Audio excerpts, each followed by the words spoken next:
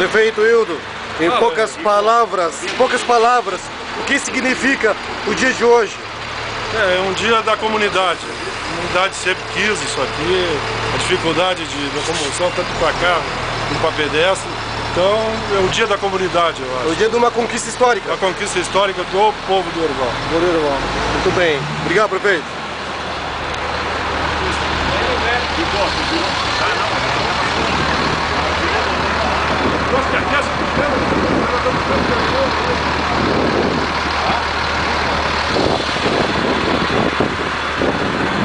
Pouquinhas palavras, o que significa o dia de hoje, secretário Pierre? Significa uma grande importância para o município e a todos os moradores ervalenses que sempre sonharam com esse asfalto aí. É mais uma vitória nossa aí. Mais uma vitória.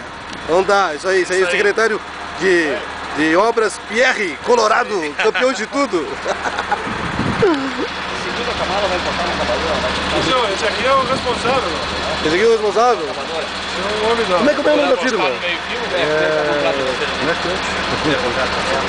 Como é que é o nome da firma aqui? Incomparável.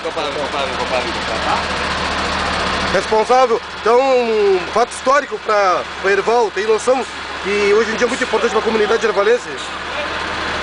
É muito importante. É muito importante. Então, tá. Vai até encostar no meio-fio. A previsão é até o outro sábado. Até outro sábado. Então tá, até outro sábado.